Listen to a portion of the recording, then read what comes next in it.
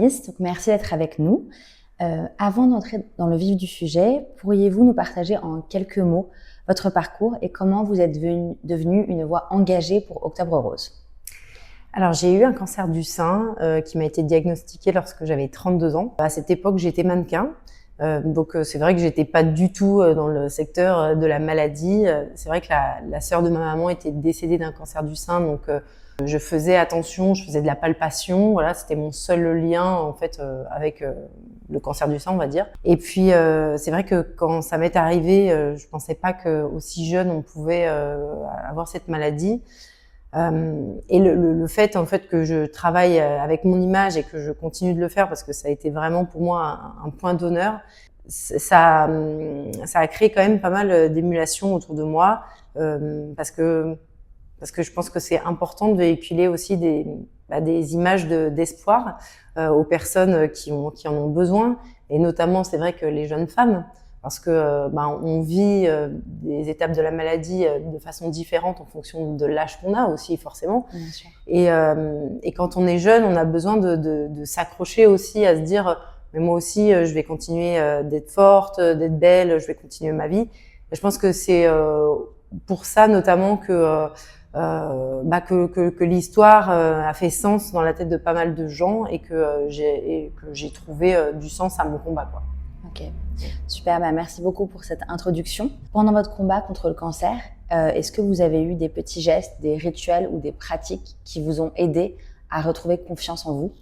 Alors, pendant la période du cancer, c'est vrai que dans un premier temps, j'ai vraiment eu du mal physiquement, esthétiquement en fait à me retrouver. Moi, ce qui m'a beaucoup aidée, c'est beaucoup de marcher en fait. Marcher, j'allais à mes rendez-vous à pied.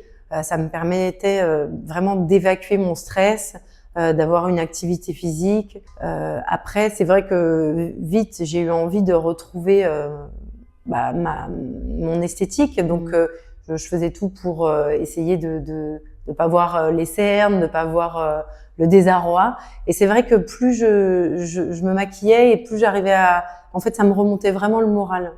Alors que je me maquille vraiment pas tous les jours, c'est pas... Au contraire, moi, je suis vraiment... à être plutôt chez moi en jogging parce que je travaille beaucoup de la maison. Et là, en fait, j'avais vraiment besoin de retrouver ma féminité. Pour en venir à ça, donc, comme vous l'avez dit, la maladie bouleverse l'image de soi. Donc, comment vous avez réussi à trouver de la force dans votre rapport à la beauté et à la féminité? Vous avez parlé donc de la marche. Est-ce que vous aviez d'autres activités, rituels qui vous aidaient à rester forte physiquement et mentalement?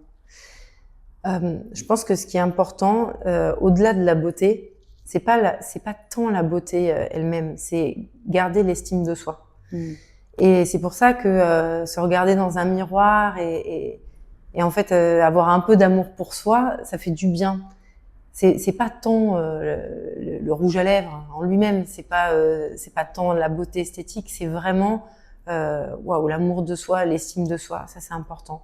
Et donc moi, je me suis fait accompagner d'un préparateur mental. Mon conjoint est un ancien sportif de haut niveau, et c'est vrai qu'aujourd'hui, on a pas mal démocratisé ça dans le sport. Moi, je l'ai importé dans la maladie parce que les sportifs de haut niveau et notamment les personnes malades, ils ont ce point commun de bien connaître leur corps et de connaître leurs limites et de mieux se comprendre que quiconque.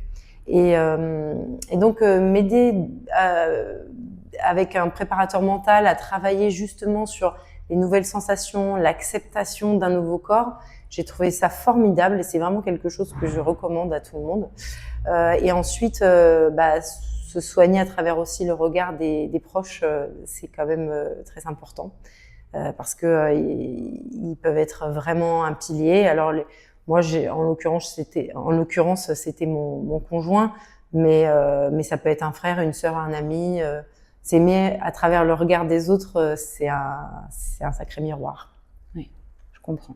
Par rapport au corps, beaucoup de femmes disent que la maladie change la relation à leur corps. Donc, comment ce rapport a-t-il évolué pour vous entre fragilité, acceptation et redécouverte de votre féminité? C'est vrai que moi, je savais pas à quoi m'attendre quand je suis partie dans ce cancer du sein. Et en plus, c'est une histoire qui est vraiment différente en fonction de chaque femme. Moi, je m'attendais à beaucoup de douleurs et ça m'a un peu choquée que ce soit presque l'inverse. J'ai pas tant souffert physiquement que ça, mais l'absence de sensation. Quand la poitrine, en fait, on l'enlève et que on en remet une nouvelle à la place. Enfin, et les femmes qui sont passées par là, les mastectomies, elles le disent, elles n'ont plus une poitrine, elles ont un volume. Et en fait, c'est un membre de notre corps, une partie du corps qui disparaît. Et c'est vrai que c'est choquant.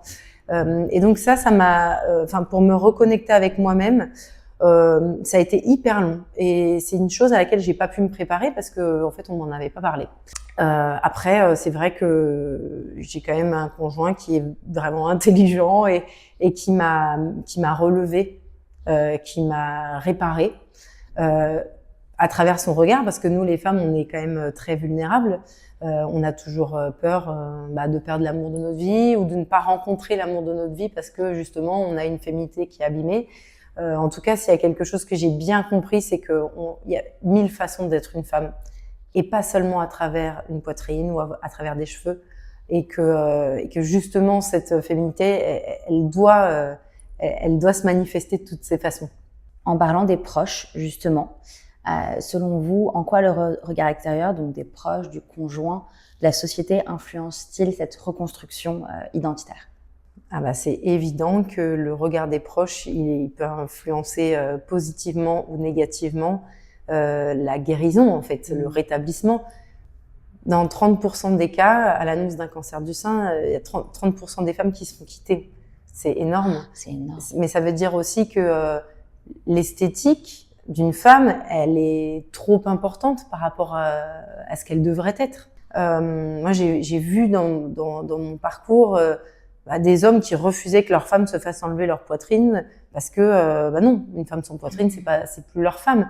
Mais en fait, on a été trop loin dans l'apparence. Est-ce que c'est peut-être des gens qui se sentent pas à la hauteur aussi pour les épauler dans leur combat ou... C'est possible. Et effectivement, il vaut mieux partir que de rester si on va être un poids lourd, effectivement. Mais le regard des proches, il est ultra important. Et c'est vrai qu'il peut tellement donner l'impulsion de créer quelque chose de fantastique, comme il peut détruire.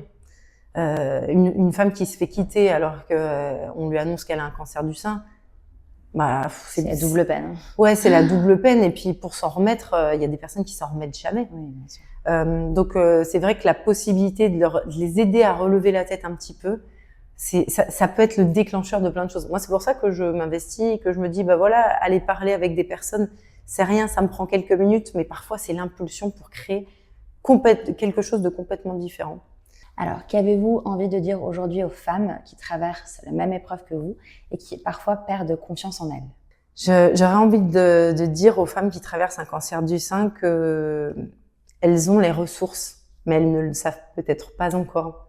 Dès le début, on a l'impression qu'on voit une montagne et on n'a jamais fait de randonnée, on se dit on va jamais y arriver. Mais en fait, les ressources, on les trouve et on les trouve largement. Seulement, il faut pas réduire un cancer du sein au sein. On est bien plus que ça. Et on n'est pas que des seins, on n'est pas que des cheveux. Une femme, elle est femme de 1000 façons et les ressources, elles sont en nous-mêmes. On a juste à aller les chercher. Si vous deviez résumer en un mot la façon dont cette expérience a transformé votre vision de la beauté et de la féminité, lequel choisiriez-vous et pourquoi ? Il pourrait y en avoir plein, mais je dirais reconnexion. J'ai été diagnostiquée tôt, et ça, c'est ma chance. Et c'est pour ça que aussi je fais de la prévention, parce que des cancers du sein, il y en a plusieurs, il n'y en a pas qu'un seul, et il y a différents grades, différents stades. Il y a des cancers très agressifs, et il y en a des plus gentils. Mais un cancer du sein gentil qui a été pris tard, c'est un cancer du sein qui peut faire beaucoup de dégâts, qui peut tuer. Et un cancer du sein très agressif qui est pris tôt, c'est un cancer qu'on soigne. Donc la seule donnée qu'on maîtrise dans cette maladie, c'est le temps. Et c'est pour ça qu'il faut absolument faire de la prévention. Et la prévention, elle sauve des vies. Aujourd'hui, on est là, chez l'Azéo, on va faire un petit déj avec des filles qui sont pas forcément concernées, ou plus ou moins. C'est un effet boule de neige. On va en parler aujourd'hui. Un jour, ça sauvera une autre vie. Donc tout ce qu'on fait, c'est hyper important. Et moi, tant mieux, ça m'a permis de rebondir parce que j'ai eu de la chance dans mon parcours. Heureusement, je faisais de la palpation, heureusement. Et ça m'a mis au bon endroit dans ma vie. Tant mieux pour moi. Ça m'a reconnecté avec mon moi profond. Et aujourd'hui, tout ce que je fais, ça a tellement de sens. Tout le monde n'a pas cette chance-là parce que tout le monde n'a pas la chance d'être diagnostiqué tôt, donc de rebondir vite et d'être épaulé. Il y a des gens qui vivent ça tout seuls et ça, c'est terrible. Et c'est pour ça que avoir l'opportunité de se réunir comme aujourd'hui ou de rejoindre une association, de se sentir entouré, c'est primordial. Donc pour moi, c'est la reconnexion. D'accord. Donc il faut se faire dépister et même jeune, si je comprends bien. Alors ouais, se faire dépister. Le dépistage, ça passe par plusieurs aspects. Déjà, la palpation, Bien sûr. tout simplement. Dans sa douche. Oui, exactement. Ben, c'est ça le mieux, hein, parce qu'avec du gel douche, comme ça glisse bien. On peut vraiment sentir si quelque chose roule sous la peau. Après, il faut aussi le rappeler, c'est pas sous la forme forcément d'une boule que ça va se manifester. Ça peut être un aspect changeant de la peau, une peau d'orange, une rétractation, une rougeur, un écoulement. Et la palpation, il faut aussi le rappeler, ça part de la clavicule, voilà, sur toute cette zone qui est très large, parce qu'ici on a des ganglions qui peuvent être infectés un jour par un éventuel cancer du sein. Puis, donc déjà ça commence par ça, par la palpation, et puis par parler avec son médecin, parce que si on a des antécédents familiaux, il faut le notifier. Et il y a des femmes dès 25 ans qui font pas forcément des mammographies, mais qui vont aller faire des échographies par exemple. Chaque femme doit avoir un parcours personnalisé. Et surtout, voilà, faut être proactif de sa santé parce que si nous on le fait pas, mais personne va venir nous chercher pour nous dire, allez, occupe-toi de ta santé. Et ça, c'est une femme sur 8. On peut pas passer à côté, quoi. On est souvent un petit peu tourmenté dans notre vie quotidienne, mais il faut pas s'oublier, quoi. Voilà. Et c'est pour ça que il faut aussi inclure les hommes parce que le cancer du sein, c'est pas qu'une question de femmes. On le vit tous de toute façon. Le jour où on est impacté, c'est toute la cellule familiale, professionnelle, amicale qui est emportée. J'ai remarqué que les hommes aiment qu'on leur donne cette responsabilité de sensibiliser leurs femmes, qu'ils soient des rappels pour leurs femmes, leurs mères, leurs collègues, leurs voisines, leurs filles, des rappels de dire est-ce que toi tu as été vérifié, est-ce que tu as fait ce qu'il faut, est-ce que tu appliques les bons gestes. Merci beaucoup pour ce témoignage inspirant. Vous nous rappelez que la beauté va bien au-delà de l'apparence. Elle est une force intérieure, un acte de résilience et un message d'espoir pour toutes les femmes. Donc merci beaucoup. Merci à vous. C'était un plaisir.